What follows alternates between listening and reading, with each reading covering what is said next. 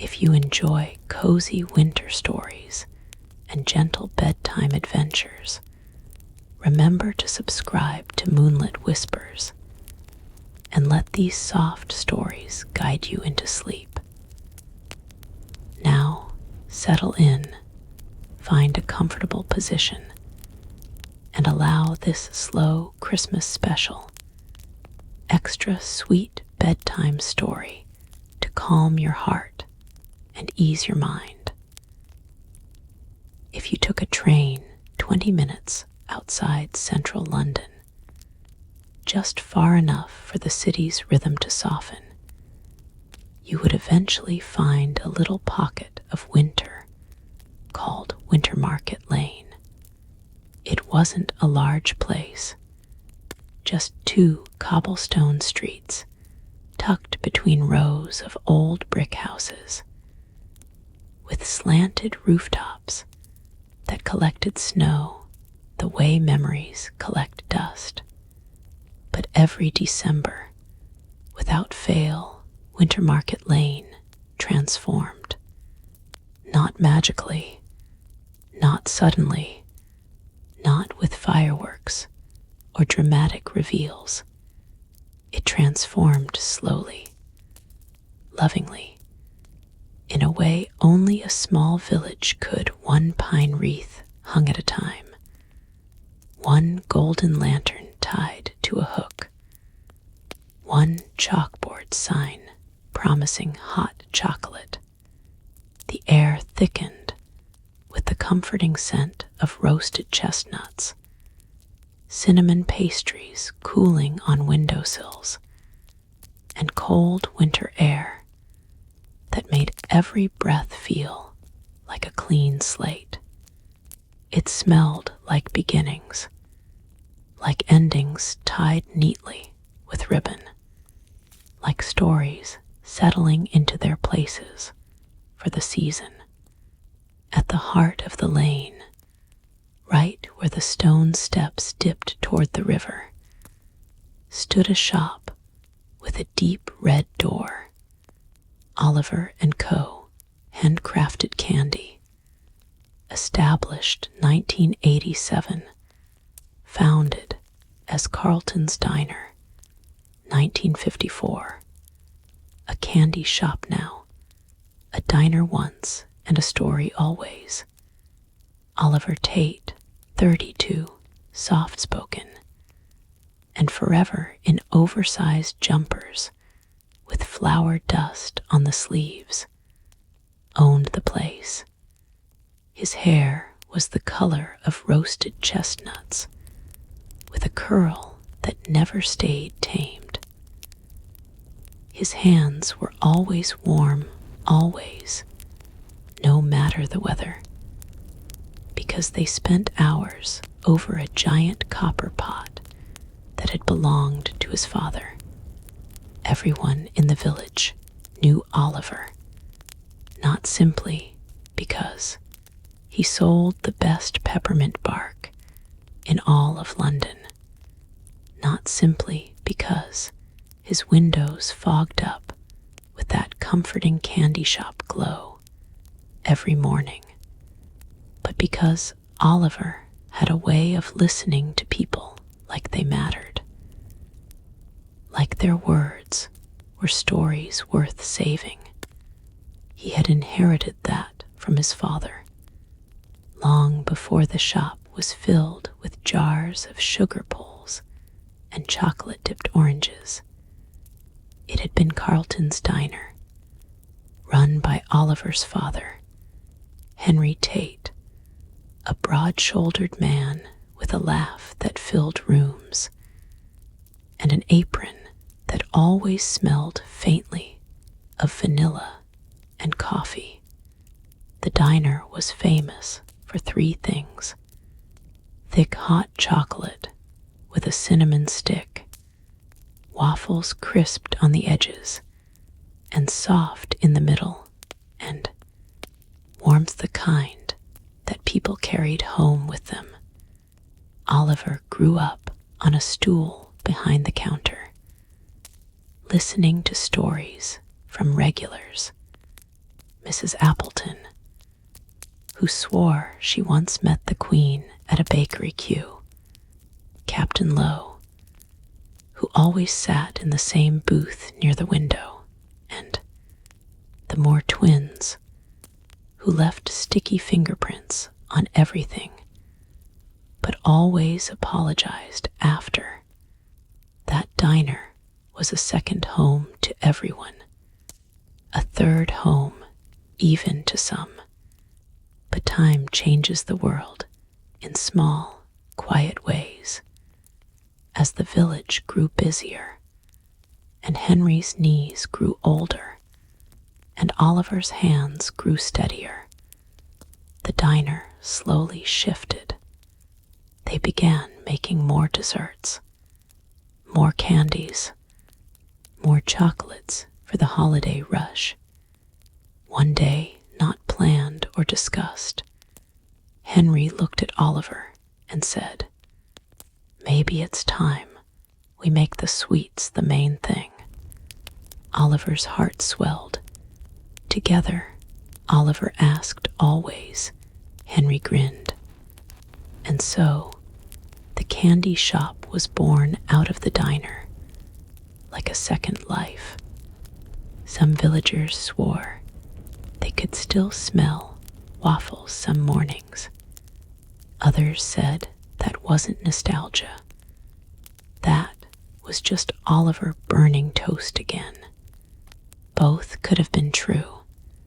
Oliver's days began early, before the vendors arrived to set up their festive stalls, before children came tugging on mittened hands, before the sky decided whether it wanted to snow. The shop windows sighed open at 5:30. Oliver always lit the front lantern first, an old habit from his dad. Then he stepped inside, inhaling deeply. Warm sugar, caramel cooling on trays, a hint of peppermint lingering from yesterday. He flicked on the warm lights, and the whole shop woke gently. Behind the counter sat the copper pot. Their copper pot, the heart of the place. It was wide and deep and dented at the sides, darkened by decades of use, and polished to a gleam by Henry's hands. Oliver placed his palm on the rim. "Morning, Dad." It made him feel close again.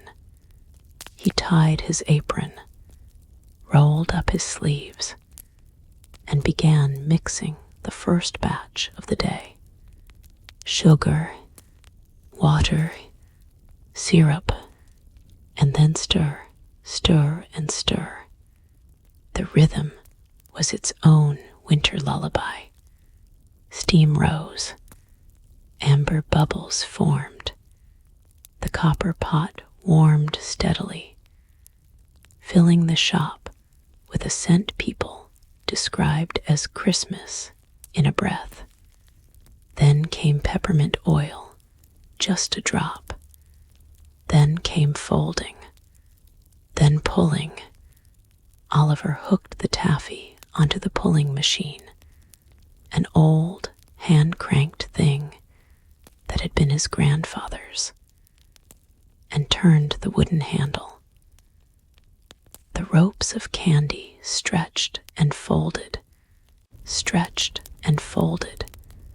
turning from clear liquid gold into soft, pearly ribbons of white and red. By the time he cut the first dozen sticks, the village was waking, and outside, Wintermarket Lane glowed. Though the village was small, its Christmas market was beloved across London. Booths lined the lane from the bookshop to the river bend. A woman selling knitted scarves, so soft people sighed, pinching them. a man roasting chestnuts and humming old songs, the candle maker with scents like first snow, and warm bakery window, the florist who made tiny wreaths for children's wrists, the bookstall that unpacked second-hand Christmas stories at sunrise, and right at the center, always at the center, stood Oliver's candy shop, its warm windows glowing gold. Families made it their first stop. Couples made it the place they held hands for the first or 25th time. Children pressed their noses on the glass, breath fogging in little half-moons. Someone once said, "Christmas doesn't start in Winterberry Hollow until Oliver hangs that wooden candy cane sign outside." They weren't wrong. At 8 o'clock sharp, the doorbell chimed. The first customer of the season, every year without fail, was Mrs. Pennington, the former librarian who remembered every child's birthday and every adult's preferred tea strength. Oliver smiled warmly as she entered with her usual tartan scarf. "Morning, Mrs. Pennington. Morning, dear boy.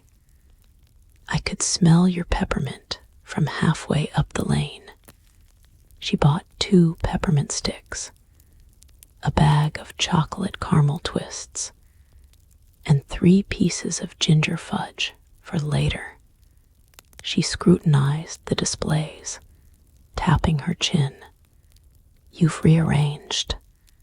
The lemon drops used to be left." "Yes, ma'am. Thought they deserved more light." She shook her head and chuckled. "You sound just like your father." Oliver swallowed a warmth that prickled behind his eyes. After she left, he took a moment, just a small one, to stand behind the counter and breathe. Every December, his father felt a little closer. The market filled as the day grew brighter. Snowflakes drifted lazily soft, slow, like feathers. People bustled, talked, laughed. The air carried the clinking of mugs, the rustle of paper bags, the distant strum of a guitar from the cafe porch. Inside the candy shop, the day stretched like taffy. A group of schoolchildren crowded inside, cheeks pink from the cold. Oliver handed out tiny samples the way his father used to. Delivery from the bakery arrived. Boxes of almond biscuits to be dipped in chocolate and sold beside the counter. The local photographer came for his annual candy shop window shot. Claiming the fogged glass was his favorite winter motif. A gentle hush settled over the shop, that peaceful lull before the evening rush. During that quiet half-hour, Oliver finally paused. He stepped outside the shop, leaned against the doorway, and breathed in the winter air. That's when he felt it. Not magic, not destiny, not anything unnatural. Just a moment, a soft, indescribable pause where everything around him aligned. The glow of the lanterns, the haze of snow, the murmur of happy chatter, the warmth of memories wrapped around him like a scarf. In that little moment, Wintermarket Lane felt like the center of the world, and he, simply standing there, felt unbelievably lucky to be part of it.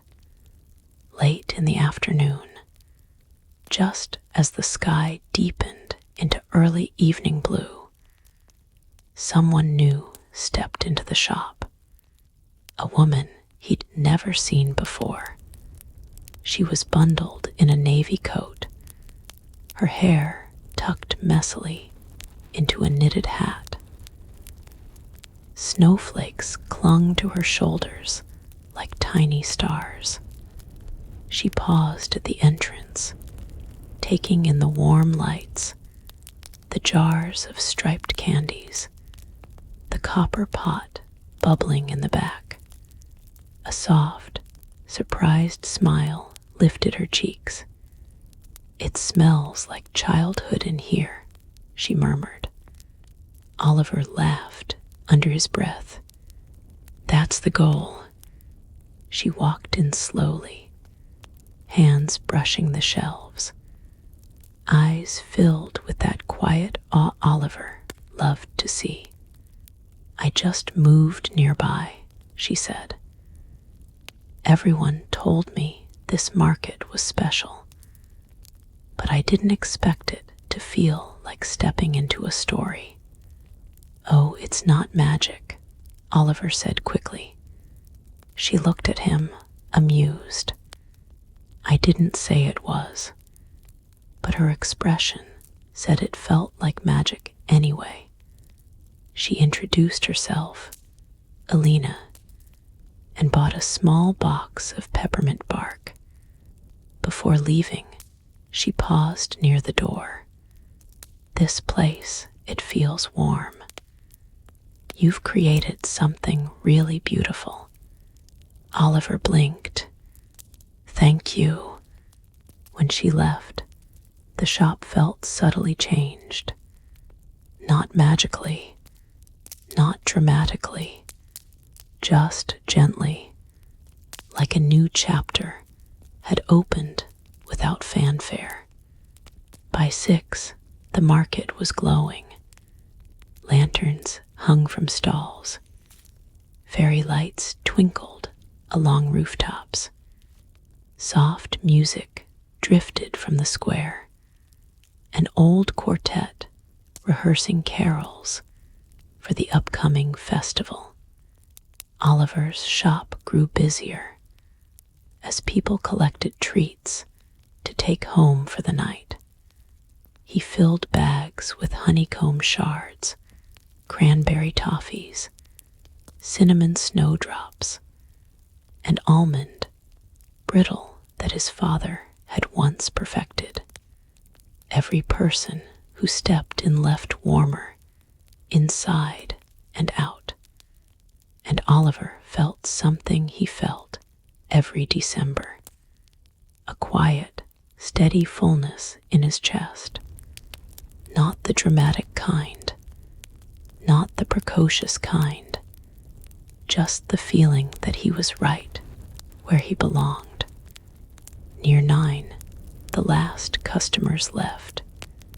Oliver locked the door, hung the sign to see you tomorrow, and dimmed the lights. The shop fell into its soft, nighttime glow. He wiped down the counter, scrubbed the copper pot until it gleamed, and packed the leftover peppermint bark for tomorrow. Before leaving, he placed a hand on the copper pot again. "Night, Dad." The copper was warm beneath his palm. He stepped outside into gently falling snow. The market was empty now, silent, peaceful, glowing in the soft lights that shimmered over the lane. Oliver stood there, coat buttoned tight, looking at the quiet world around him. No magic, no miracles, no grand events, just A perfect winter night, a warm shop, a good day's work, a feeling that the season was beginning in the most beautiful way. And somewhere deep inside that feeling was a memory of his father's laugh, the smell of diner waffles, and a hope that tomorrow would bring something just as lovely, maybe even lovelier. Oliver took a deep breath in the cold air. Tomorrow, he whispered, and the village seemed to nod back.